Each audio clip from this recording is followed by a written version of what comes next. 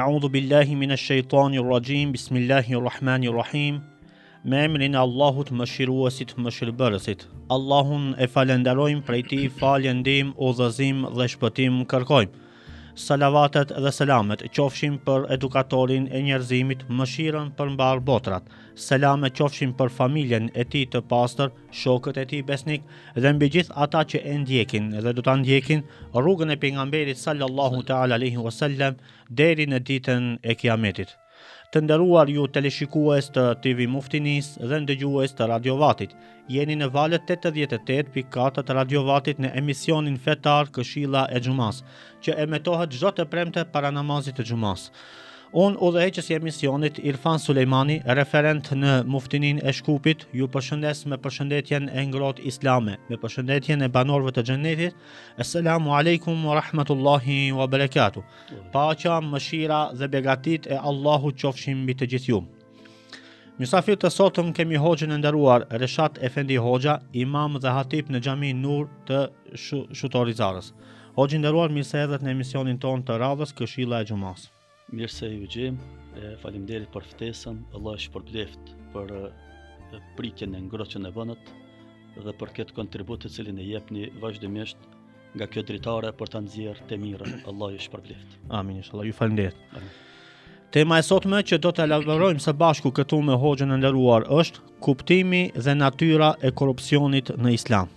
Hoxhë nderuar, si për fillim, çka mund të na tregoni çfarë është korrupsioni dhe si e definon Islami atë, cilat janë format më të përhapura?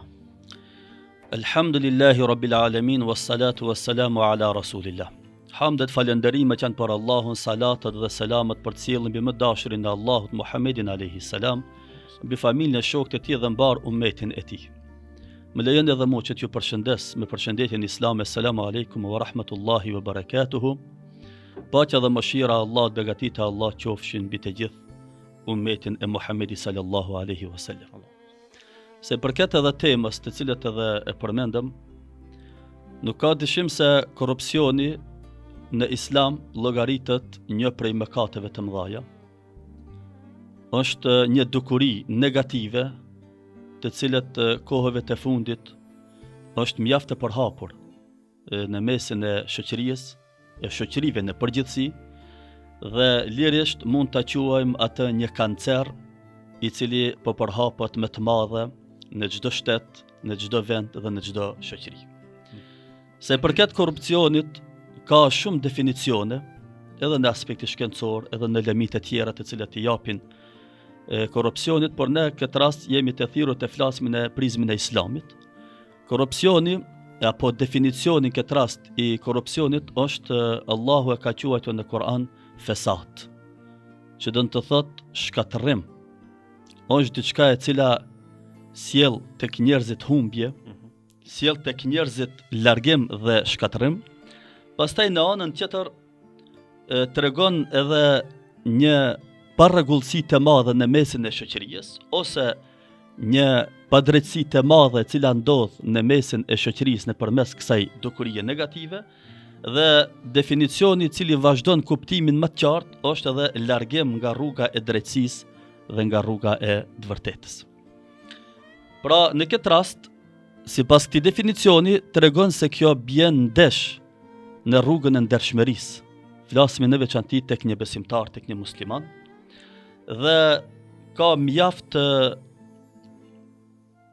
forma të cilat është i përhapur kjo dukuri, siç është në këtë rast pra rasti i rishfetit. Pastaj keqpërdorimin e pozitës të cilën e ka njerëzit dhe pasurimi i njerëzve në mënyrë të padrejtë, do të thotë nga prizmi i Islamit. Pastaj në forma të tjera përmendet edhe përdorimi i pushtetit publik për përfitime private. Se përket edhe një formë tjetër e përhapur nga korrupsioni, e cila bjen në kundërshtim me normat ligjore dhe normat etike, qoftë edhe të atij shteti të cilin edhe ekziston. Pastaj formë tjetër që është e përhapur mjaft nga korrupsioni janë edhe keqpërdorimet e fondeve publike. Pastaj ndikimi i paligjshëm në vendimarrje, është i përhapur nëpërmes kësaj edhe vjedhja, pastaj është edhe mashtrimi dhe kështu me radhë. Mirë po, Allahu te bareke ve taala për këtë dukuri ka folur mjaft në Kur'anin e Kerim. Ka shumë ajete të cilët thrasin që njerëzit të kenë kujdes nga kjo dukuri. Mund të na tregoni argumentet të cilët Po. flasin në lidhje me korrupsionin ose? Po, Allahu te bareke ve taala në Kur'an në suratul A'raf, në ajetin 56 thot: "Wala tufsidu fil ardi ba'da islahiha." Thot Allahu te bareke ve taala, mos bëni prishje në tokë, pasi që Allahu te bareke ve taala ka vendosur çdo gjë në rregullin e saj. Që jep me kuptu se Islami gjithmonë promovon rend, promovon paqe, dhe ky ajet pra ndalon çdo akt, ndalon çdo veprim që e çon në shkatërrim shoqërinë, pasi që Allahu te bareke ve taala ka vendosur rregullin e saj. Pastaj Allahu te bareke ve taala lidhe me këtë dukuri thot: "Inna Allaha la yuhibbul mufsidin." Me të vërtet Allahu nuk i don çrregulluesit. Allah nuk i don ata të cilët e prishin rendin të cilin është i vendosur nga Zoti për mbar njerëzit. Ky ajet thekson mos dashurinë e Allahut te bareke ve taala ndaj atyre që sjellin dëmë në shoqëri. Përmes padrejtisë, përmes vjedhjes, përmes shfrytëzimit të tjerëve, e në këtë rast ne mund ta quajmë lirisht edhe përhapjes së korrupsionit. Pastaj Allahu te bareke ve taala, pasi që kjo dukuri ka të bëjë edhe me çështje jo vetëm të pozitave, por edhe të çështjeve financiare, të çështjeve materiale, Allahu po thot: "Wala ta'kulu amwalakum bainakum bil batil." Dhe mos e hani, mos lejoni veten që ta hani pasurinë e njëri tjetrit në mënyrë të padrejtë dhe në mënyrë të pandershme. Pra në këtë rast ky ajet neve na tregon që ndalohet përvetësimi i pasurisë përmes korrupsionit, sidomos në forma të fshehta, në këtë rast siç është edhe rishfeti apo metodat e saj të ndryshme. Pastaj Allahu thot në Kur'anin e Kerim: "Innama as-sabilu 'ala alladhina yadhlimuna an-nas." Ndeshkimi është për ata që bojnë padrejti, që bojnë zullum njerëzve. Pra korrupsioni konsiderohet një prej padrejtësive që i bëhet popullatës, që i bëhet shoqërisë në përgjithësi, dhe Allahu te bareke ve taala me të drejtë pra e tregon se dënimi është i merituar për ata që e prishin rendin e shoqërisë. Pastaj na flet edhe i dërguari sallallahu alaihi wasallam në lidhje për këtë dukuri, e cila është mjaft e rëndë. Thot: "Mallkimi i Allahut te bareke ve taala qoftë mbi rishfetdhënësin, pra ai që jep rishfet dhe ai i cili e merr." Bile në një transmetim tjetër, pejgamberi Allahut e thot: "Allahu e mallkon edhe atë i cili ndërmjetson." Edhe ndërmjetësi që do të thotë se të tre palët do të thotë Islami dënon dhe këta njerëz janë të përfshirë në korrupsionin financiar, është për qëllim. Pastaj hadithi që na thot pejgamberi sallallahu alaihi wasallam është thot: "Kush mashtron, ai nuk është prej neve." Që do të thotë se korrupsioni në këtë rast është edhe një lloj mashtrimi që bëhet për njerëzit. Pra mashtrimi dhe korrupsioni përjashtoi thot individi nga parimet bazë të Islamit. Që do të thotë se Islami nuk e pranon një gjë të tillë të përhapet në shoqëri. Pastaj thot pejgamberi sallallahu alaihi wasallam: "Një popull që nuk i jep hakun të tjerëve do të përfundojë në shkatërrim." Që do të thotë se drejtësia është themeli i stabilitetit. Nëse do me pas një shtet stabil, një shoqëri stabile, pra do të ketë fillimisht drejtësi. Mungesa e saj përmes korrupsionit, çka bën? Sjell rrënim dhe sjell shkatërrim dhe humbje të stabilitetit tek njerëzit. Në veçanti, kjo ndodh atëherë kur mungojnë udhëhecat e drejtë. Në mungesë të udhëhecave të drejtë prishet edhe rendi në shoqëri.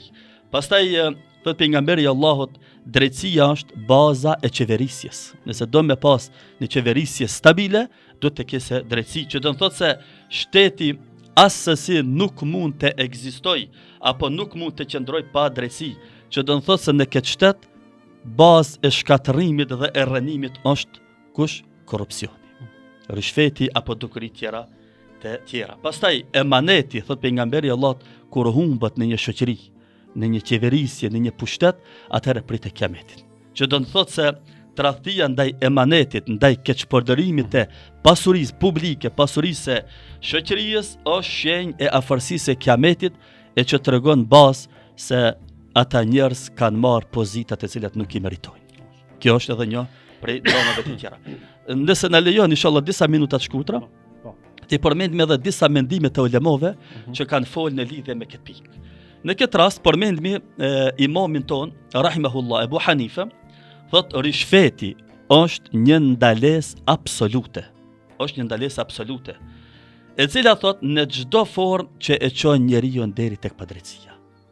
Sido që t'jenë arsyetimet e njerëzve, rishfeti është rishfet. Do të thotë rreptësisht haram. Haram, me një fjalë pra është haram, dhe në këtë rast thot Ebu Hanife thot nuk vlerësohet qëllimi. Dikush shumë let mund të arsyetohet valla, po e kisha të patjetërsueshme, ashtu ishte situata, pa e bo që këtë punë, nuk musha ta kryj këtë obligim, ose diçka, thot këtu në nuk arsyeton qëllimin. Harami mbetet haram, domi është dam, e keqe është e keqe, për shkak se ne në njëjtën kohë edhe po ndihmojmë fakt korrupsionin apo rishfetin nëse veprojmë në këtë formë duke legjitimuar. Yusuf el-Kardavi thot rahimahullah, korrupsioni është një epidemi sociale që është përhapur në shoqëri, që kërkon imunizim moral dhe institucional. Çka jep kemë kuptu? Ky dietar thot, ky mendim bashkohor thret për trajtim sistematik dhe arsimor për të luftuar korrupsionin. Do ta përmendi edhe një mendim të një shkencëtari politik i cili nuk është musliman këtë rast, por që neve na ka interesu kuptimi i çështjes së korrupsionit. John Perkins thot, korrupsioni shtetëror nis në ndërgjegjen e individëve, ka thonë që e legjitimojnë padrejtësien për interes. Ai sheh themelët e korrupsionit në mungesën e etikës personale, që do të thotë se ajo mund të jetë çështje e cila përmirësohet nga çështja individuale, mos me këshir me thonë se vetëm institucioni këtë ka obligim. Edhe do ta përmendin në fund studimet e Bankës Botërore, që kanë folë në lidhje me çështjen e korrupsionit, tregojnë se vendet me nivele të larta të korrupsionit kanë normë më të ulët të zhvillimit ekonomik, pastaj dhe atë arsimor. Nuk mund të ketë zhvillim ekonomik dhe arsim cilësor. Dhe pastaj thot kjo përputhet me të drejtë me urtësinë islame, që Islami e ndalon prishjen e rendit të shoqërisë. Pra kjo ishte sa i përket mendimit të parë të ulemave. Allah i shpëlbeft o xhenor. Amin. O xhenor, pasi që temën të cilën elaborojmë është korrupsioni, çka mund të na tregoni, cilat janë pasojat apo dëmet që sjell korrupsioni në jetën individuale, morale dhe shoqërore? Dëmet janë shumë dimensionale dhe janë të shumta. Në këtë rast, por ne inshallah do të mundohemi në pika shumë të shkurtra për secilën me fol. Pasojat e korrupsionit në jetën individuale tek njeriu është mas pari humbja e ndershmërisë edhe devotshmërisë. Në njeri i ndershëm, në njeri i devotshëm nuk mund ta bëjë një veprim të tillë haram. Pastaj thot fitimi apo pasurimi në haram. E fiton në atë pasuri apo atë gjendje ndryshon me haram. Pastaj thot në përmes këtij vesi negativ është ndikimi negativ në familjen e tij, tek vëllatet e tij, tek jeta e tij, ka pasoja të një vazhdueshme në familje dhe në pasardhës dhe në gjeneratat e tij pastaj. Pasojat morale dhe shpirtërore që mund t'i dëmtoje ky ves i keq, kjo dukuri ose ky mëkat i madh, thot është prishja e ndërgjegjes dhe vetdijes fetare. Fillimisht tek muslimanët na flasim. Pastaj sjell tek njerëzit një zemër ngurtësi. Një zemër ngurtësi të fortë. Pastaj pasoja shoqërore thot ky dietar thot shkatërrimi i drejtësisë. Nëpërmes korrupsionit, nëpërmes rishfetit shkatërrohet drejtësia në vend, edhe në shoqëri. Po nuk mund të kesh stabile asnjëherë. Pastaj thot domi në shoqëri çka mund të sjell tjetër? Thot edhe humbjen e besimit në shtet dhe në udhëhecat e shtetit. Kjo është dëm edhe shumë më i rëndësishëm. Kur e humbi shoqëria tek i pari, tek paria vet besimin atëherë çka mbetet te ata poshtë. Dhe thot rritja e varfrisë dhe pabarazisë në shoqëri. Po dhe në shtet, po dhe në shoqëri. Edhe thot kjo dukuri tek pasojat në shoqëri thot është se e pengon zhvillimin pastaj. Në çdo sferë, në ekonomi, në politikë, në shëndetësi, në arsim dhe thuj shka thush në çdo sferë tjetër të jetës. Allahu te baraka ve taala Kurani sqaron kështu thot: "Wa idha qila lahum la tufsidu fil ard, qalu inma nahnu muslihun."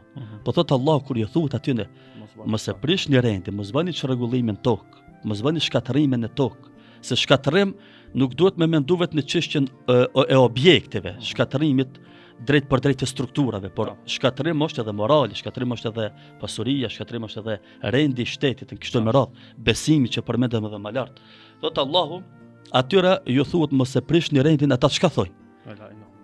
Thotë na jemi për me përmirësu gjendje, na jena për me bë reforma, për me bë diçka ata sipas asaj që ata me një fjalë është një farë lloj hipokrizie shkatërruese.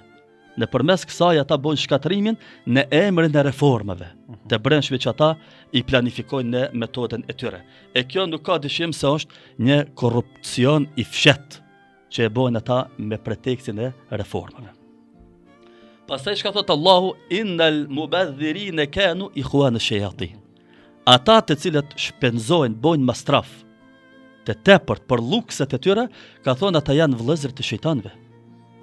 Që do të thotë se Allahu mastrafin, luksin e shpenzim, Allahu e ndalon. E korrupsioni, thot shpesh ndodh që të lidhet me shpërdorimin e pasurisë publike për lukset e panevojshme të tyre. Nëpërmes kësaj vese negativ. Pastaj çka thot Allahu? Fa adhaqaha Allahu libasil ju'i wal khawf. Pastaj thot Allahu e ban që njerëzit pastaj të ndjejnë çka? Frikë dhe të ndjejnë pasiguri. Kur përhapet ky ves negativ, kjo dukuri negative, pastaj Allahu si lloj dënimi të brendshëm tek njerëzit e mbjell një lloj frike që njerëzit mendojnë se nuk ka më këtu në jetë, siç edhe pe shohmi sot, shkaku krejt është korrupsioni. Dhe format e saj, kuptohet që përhapen, dhe pastaj ndjejnë njerëzit çka? Pasiguri. Frikë dhe pasiguri. Pra shoqëritë që pranojnë padrejtsinë përballë me mungesë dhe me pasiguri, mungesë të punës, mungesë të arsimimit, mungesë të drejtave të tyre me një fjalë. Walau anna ahla al-qura amanu wattaqu. Thot Allahu sikur banorët, Allah tash po sjell shembuj të popujve të mëhershëm, të pejgamberëve të mëhershëm, sikur ata thot të ishin të ndershëm, të ishin të devotshëm dhe që kishin frikën e Allah te bareke ve taala, thot Allahu azza wa jall, thot atyre do t'u sjell ke Allahu shumë begati. Do t'u sjell te Allahu shumë mirësi, për shkak se thot korrupsioni dhe format e saj, thot sjellin çka? Humbje të bereqetit dhe mirëqenjes të stabilitetit të jetesës e njerëzve. Kjo është domi që mund ta sjellin. Pastaj çka thot Allahu azza wa jall? Nëse kjo lidhet që tham shkaku është individi, atëherë po thot Allahu kullu nafsin bima kasabat rahina. Çdo kush, çdo njeri është i lidhur peng për veprën e vet. Për veprën e vet. Korrupsioni është përgjegjësi individuale për të cilën çdo njeri nesër do të japë llogari për këtë dukuri të cilën nëse e ka leju apo nëse e vepron. Pastaj thot pejgamberi sallallahu alaihi wasallam, udhëheci i drejt do të jetë në hijen e arshit të Allahut ditën e gjykimit, ku nuk do të ketë hije tjetër përveç hijes së Allahut te bartale. Thot lufta ndaj korrupsionit është një nder i madh. Ta luftosh këtë dukuri në shoqëri. Është një nder i madh edhe tregon se do të shpërblehet nesër ditën e gjykimit.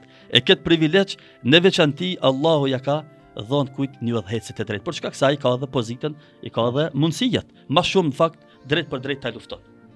Pastaj thot pejgamberi sallallahu alaihi wasallam, në fakt ajeti Kuranit thot, Allahu i mallkon ata që nuk zbatojnë drejtësi. Hadithi është në fakt, përmendëm, Allah i mallkon ata që nuk zbatojnë drejtësi. Thot ndëshkimi i Allahut është për udhëhecit e korruptuar dhe udhëhecit e padrejtë. Që do të thot është dënim përveç asaj që kishin privilegj, nëse luftojnë, po nëse bojnë padrejtësi, është ndëshkim. Është ndëshkim dhe mallkim nga ana e Allahut te bareke ve taala. Njerëzit pas jush, thot pejgamberi i Allahut, do të trashëgojnë pushtet. Çka jep me kuptu kjo hadith, do të trashëgojnë pushtet. Thot është paralajmërim që pushteti pa përgjegjësi e çon deri në korrupsion. Pra do ta dëshirojnë vetëm pushtetin, por nuk do t'i përmbahen edhe stabilitetit apo rregullave të saj. Pasi që tham që është mëkat, tha pejgamberi i Allahut, zemra errësohet me mëkate. Zemra errësohet me mëkate. Pra korrupsioni e dëmton shpirtin, edhe thot e ban njeriu të pandjeshëm ndaj asaj që është e drejtë apo e pastër. Mendimet e ulemave që kanë folë mbi këtë çështje, të pasojave që mund të vinë, Fudajl ibn Iyad rahimahullah thot, nëse pushtetari korruptohet, çka bëhet? Rënohet populli. rënohet edhe shoqëria mbar në përgjithësi. Thot liderët e korruptuar ndikojnë negativisht në mbar shoqërinë. Kjo shumë e damshme, pra nuk është çështje vetëm individuale ose një funksionarit. Po duhet me këshir pasojën që mund pasaj ta vuajnë populli dhe shoqëria mbar. Kjo i ngjan njëjtë sikur për shembull prindi çmiret me korrupsion edhe tër familja këtu shkatërrohet. Që përmenda më lart domin familje, që shumë lidhet e drejt për drejt. Do tash edhe këtu edhe domi në shtet është domi i shtetit është domi rënimi i popullit, i shoqërisë. Pastaj Imam Sarahsi është një mendimtar, një dietar hanefi, shpërdorimi i pasurisë publike është tradhti e madhe që cënon besimin e popullit. Shpërdorimi i pasurisë publike. Aja lidh korrupsionin me humbjen e legjitimitetit të udhëhecëve dhe pasigurinë sociale të shoqërisë. E përmendëm, tham edhe që me dhon pak një kuptim më gjon, edhe një mendimtar, një dietar që është ekonomist, jo musliman, edhe ky, Dr. Daniel Kaufman, thot në vendet e korruptuara. Samir e ka lidh kë, domi që sjell kjo. Thot në vendet e korruptuara, qytetarët përballen fillimisht me papunësi, si pasojë e domit të saj, pastaj thot me shëndet të dobët dhe me mungesë të arsimit cilësor, që janë thujse shtyllat bazë kryesore të një zhvillimi të një shtetit, të një shoqërie. Ekonomia, shëndeti dhe arsimi. Nëse këto rënohen atëherë faktikisht në bazë, po kuptohet se edhe ajo është rënuar, ajo shoqëria po është. Pra thot, korrupsioni nuk është thjesht çështje morali, por pengesë serioze për zhvillimin e shoqërisë. Nuk është çështje valla me thon vetëm se duhet ta bëj ose s'duhet ta bëj këtu ne, ose ban me bë ose u dash me bë ose s'u dash me bë. Na flasim ai që e vepron, ka bë vërtet shkatërrim serioz dhe pengesë serioz të zhvillimit të njerëzve. Dhe kështu me radhë, domethënë kjo e mbështet mendimin islam se përkrahja e korrupsionit në çështjen kolektive është e dëmshme për të gjithë.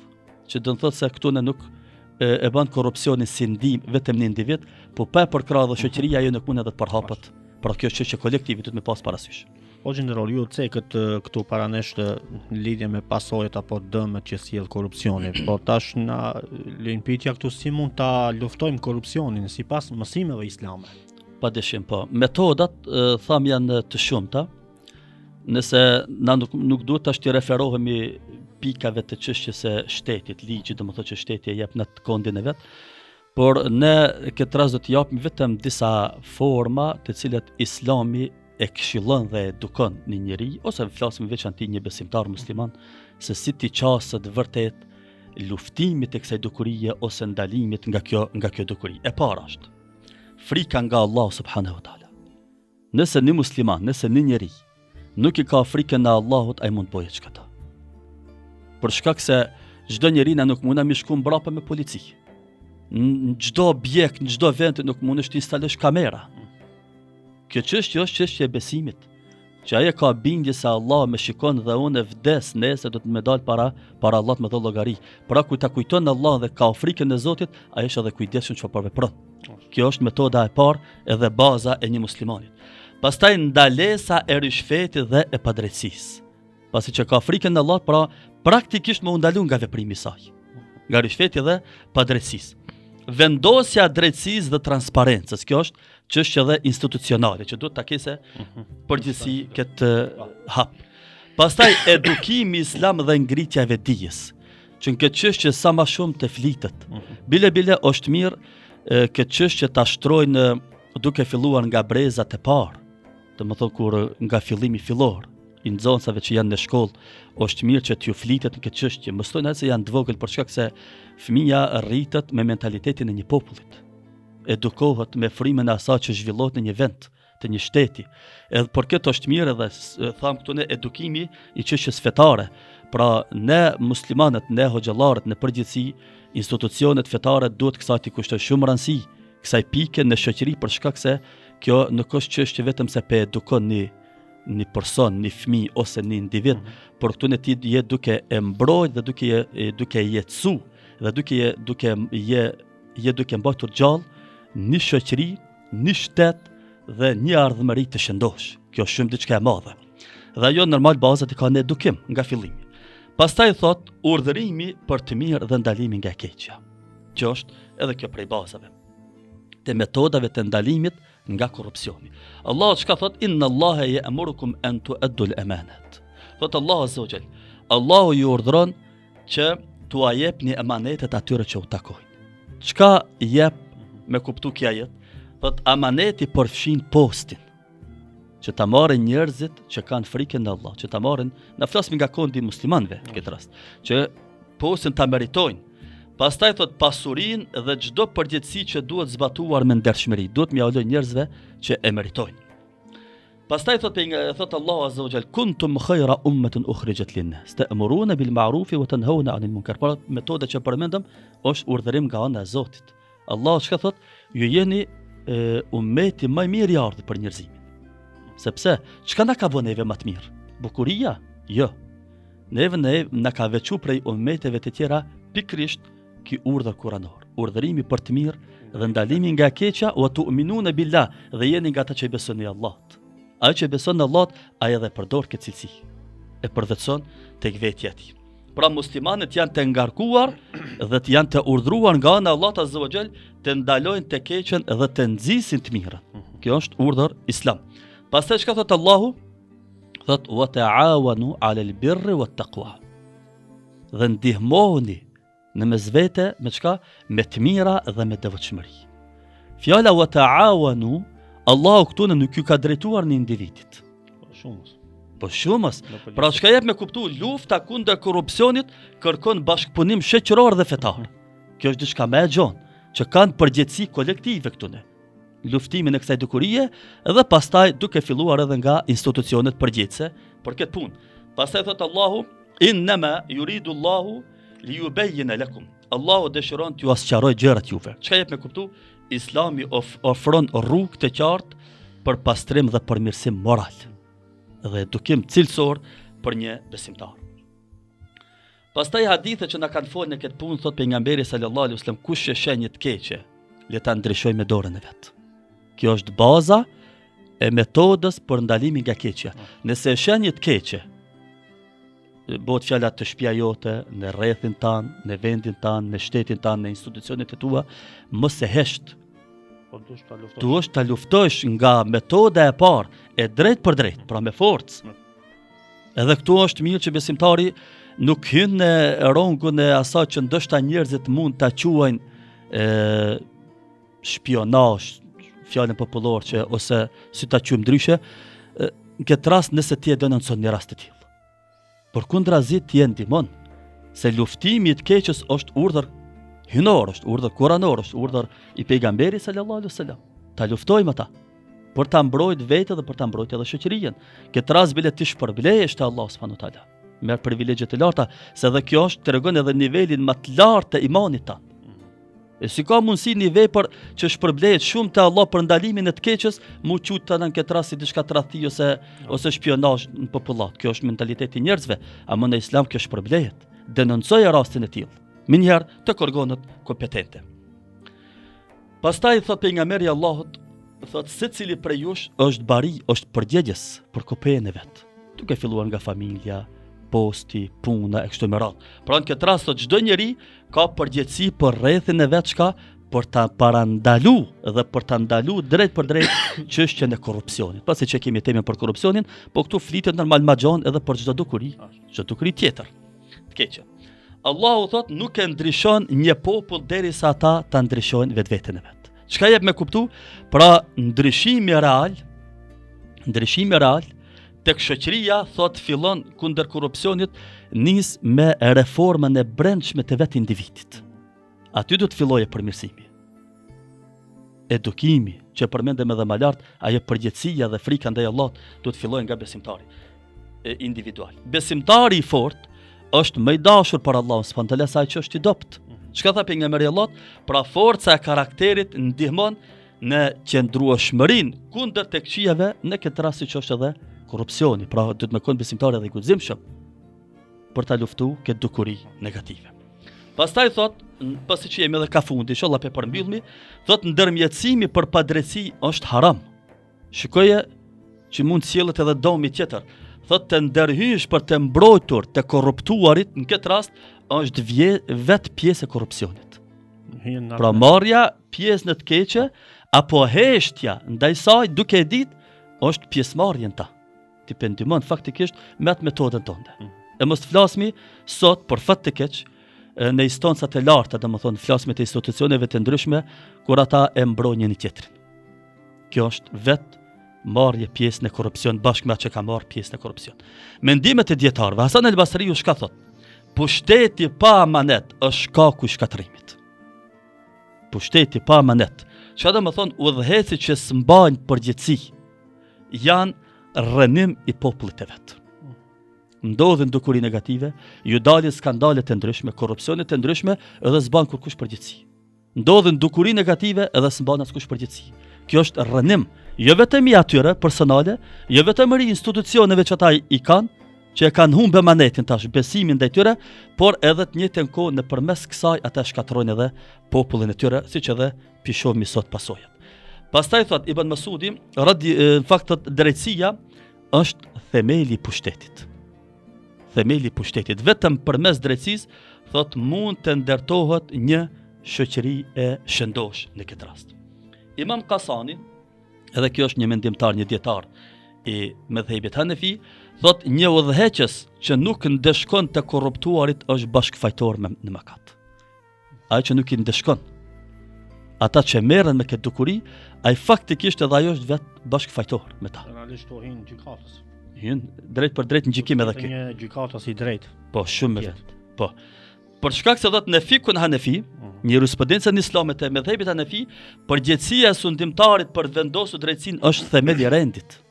Pra është përgjegjësi që duhet të mbyllet inshallah taala dhe tham edhe një mendim të fundit që do ta përmendim te profesor Robert Klitgard, që edhe kjo është një shkencëtar jo musliman, thot korrupsioni mund të luftohet përmes transparencës, llogaridhënies dhe fuqizimit të qytetarit. Qytetari mos të kërcënohet por të keset të drejtën të denoncojë rastet e tilla, pra të ndihmohet. Ai rekomandon mekanizma të qartë që përputhen me frymën islame të përgjithshmërisë. Edhe në fund, domethënë do ta përmbyllmi duke e përmendur edhe sektori kundër korrupsionit, tregon se vendet që aplikojnë sistem të fortë kontrolli institucional dhe edukim etik që në arsimin fillor kanë shkallë shumë më të ulët të korrupsionit, që përmendë pak më lart.